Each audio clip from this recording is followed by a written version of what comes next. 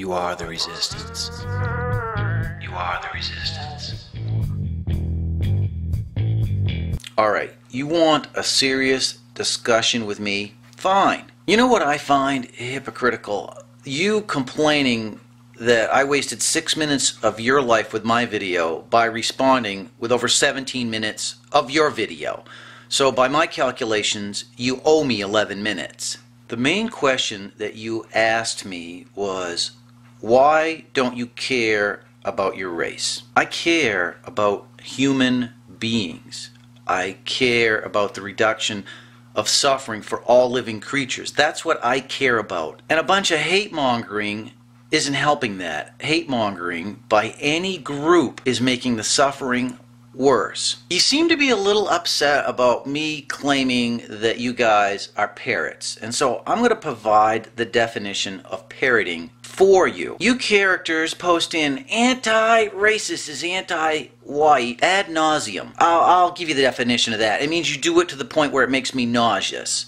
Over and over and over and over again. Anti-racist is anti-white. Anti-racist is anti-white. It's at the end of almost every comment that you guys leave behind. And then you try to put words into my mouth claiming that because someone is anti-racist, they're anti-white. And that's utterly ridiculous given the many hate groups and the diversity of those hate groups. Which, once again, you've accused me of of not reading very many books, and I'm providing you with the definitions. I'll put some screenshots in here to make it easy for you. You can find racism anywhere you look, and it changes throughout history, but you don't need to be a different color or to even have that drastic of an external morphological difference, variation between groups to have plenty of hate. The fact is, there are groups that look almost exactly alike that hate each other and that are intent upon actual genocide. See, this is another thing that you guys, and yeah, I'm kind of grouping you guys together, but you like to say that it's white genocide. And as near as I can figure, the two main points that you have is mental stress, which is not genocide in of itself, or as Coughlin said, you guys are causing me genocide. Mental stress, genocide. And the other concern that you have is that the other people, the brown people, other than white as you would put it, are producing large families.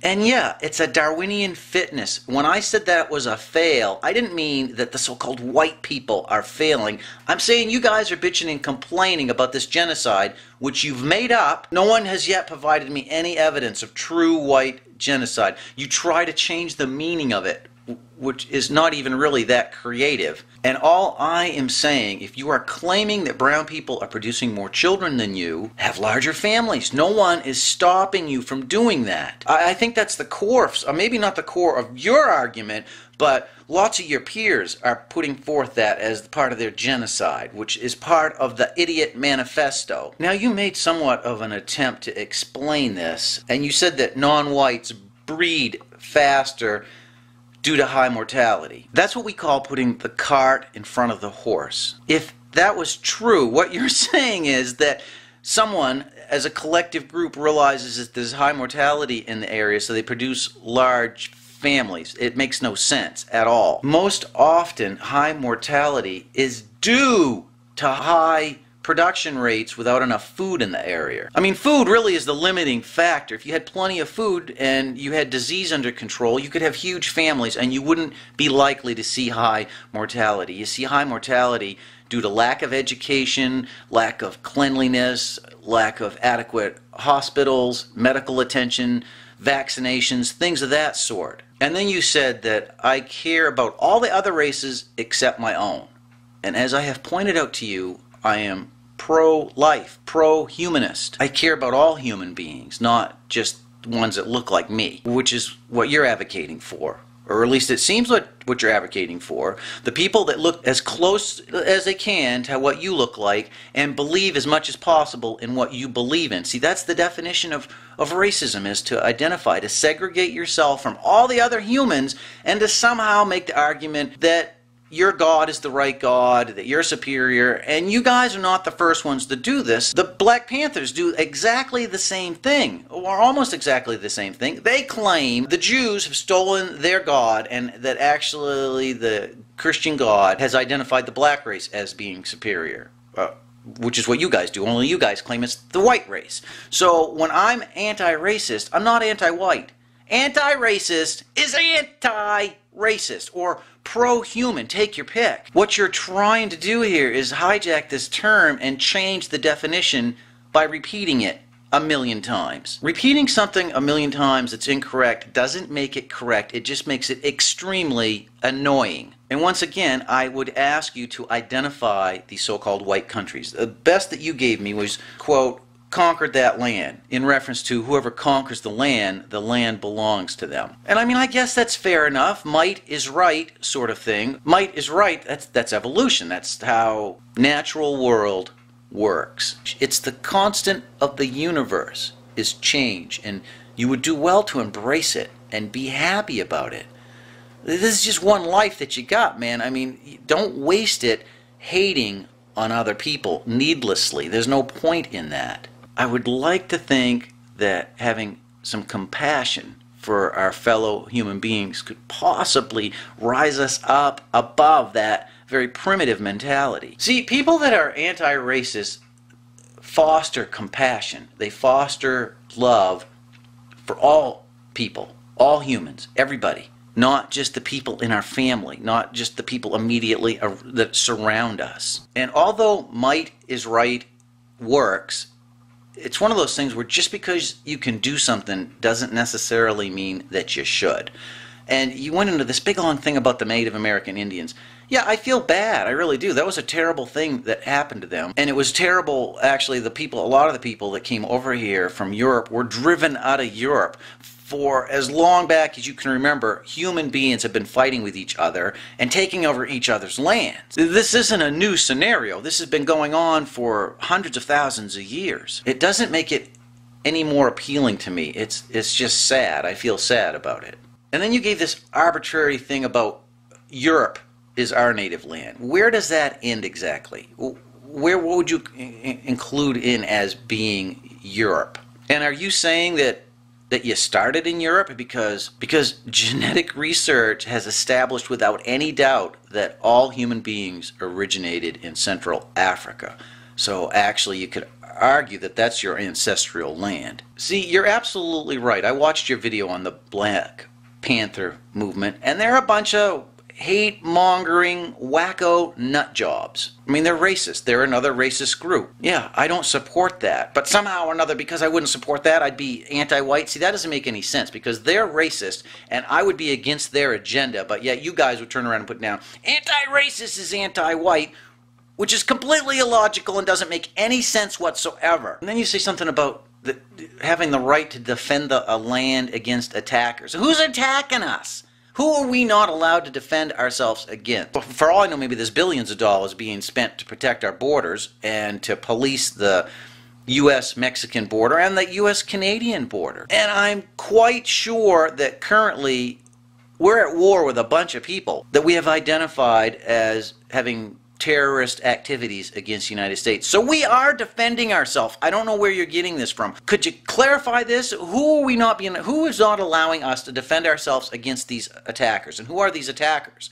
Who are the attackers, and who's not letting you defend yourself? I would also ask you, who's not letting you have as large of a family as you would like to have? You went on to this thing about the feminist movement made it seem bad for women to have babies. Are you anti-feminist too? Or do you think that men and women are equal? The woman should. I mean, if a woman wants to stay home and have kids, all more power to her. But she should also have the right to do any darn thing she wants. If she doesn't want to have a bunch of kids, there shouldn't be anybody forcing her to have a huge family. Now, you said something interesting about how would I feel about 3 generations down the line. See, I have children, and I can tell you right now that I don't care who they bring home.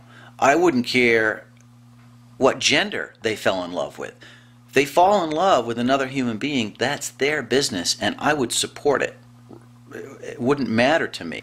And it wouldn't matter what ancestry their children, my grandchildren, would have. Why would I care about that. See, you guys make this argument, let's just say, for instance, that you were to have someone of Mexican ancestry and someone of European ancestry, a so-called white person, and they were to have a child.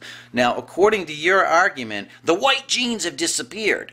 And you are lending a superiority over to the brown-skinned people because you're claiming that the white genes are completely gone now. The brown-skinned genes have taken over. I mean, that's ridiculous. What has actually happened is what has been happening for hundreds of thousands of years.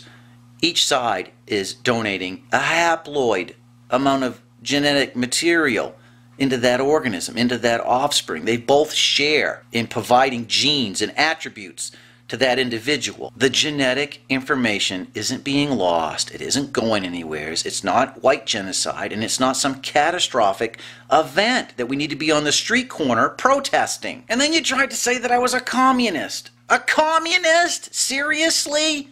Listen, you called me a communist and a hippie, a couple other things. You know, you seem to me to be a little bit of a sourpuss. And I noticed that, like, at least the Red Hippo show showed his face. Most of you guys don't even show your face. If this is such a virtuous cause that you guys are on the podium for, why don't you show your face? Yeah, I made fun of the Dixie song because that's what the Red Hippo had on his thing. And yeah, I danced. You know why? Because I enjoy life. I'm not wasting my time identifying groups of people that I need to hate on. You should try it. You'd be a lot happier. Trust me. And white women choosing a career is not a bad thing. It's not a bad thing if a black woman wanted to choose a career. Women should be able to have careers if they want to. They're not enslaved to the men. I mean, that's kind of what the Nation of Islam wants to do. There's another hate-mongering racist group, the Nation of Islam.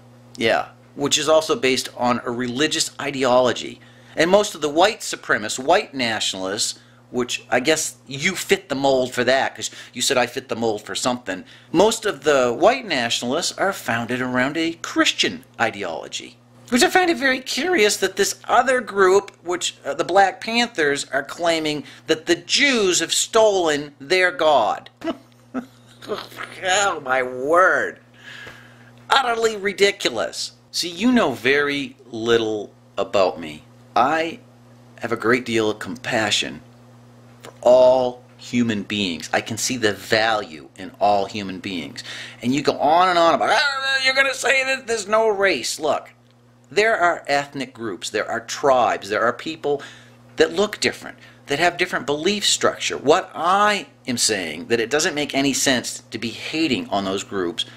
And it's ridiculous to try to pick an individual group and claim they're superior. This is what people have been doing for a long time to generate hate, to advocate genocide, to advocate going forth and actually suppressing, enslaving, and killing other people. And I don't think that's right. I disagree with that. And that doesn't mean that I hate white people. That's crazy. I don't hate anybody. And as far as calling somebody a hypocrite and then bitching about the fact that I used, as you put it, ad hominem attacks upon the white savage chick, you did the same thing in this video. Exactly the same thing. I'm not going to bother going through the 12 minutes of your video and editing it out and clipping it in here. I'm going to provide the link down here. The minions, anybody else watching this, can go and watch your 12-minute rant. So you want me to talk about another group? Fine, I'll talk about this king of the Black Panther group. And here's a quote that he made. Quote, "You want freedom? You're going to have to kill some crackers. You're going have to kill some of their babies." That is reflective of a hate monger. That's sick to be threatening people like that. But the agenda that you guys have and the bandwagon that you're on only allows this guy to legitimize his position. Are you against peace? And have you ever given any consideration to what would happen if you fell in love with a beautiful Latino woman, or a beautiful black woman, or a beautiful Asian woman? I am really curious, how do you deal with that? Yeah, so if you could, give me a list of these countries. Please identify them, because I've seen a number of you guys prattle on and on about the Asian countries, the white countries, the African, all this stuff, and yet none of you guys will provide a comprehensive list. And I would like to have you explain the logic behind it. Combating the Black Panthers' hate with more hate is not going to solve the problem. It has never, hate against hate has never solved a problem. It's only made it worse. In order for it to be genocide, somebody would have to be forcibly inhibiting your ability to produce a large family, and I have yet to see anybody provide proof to me that that's what's taken place.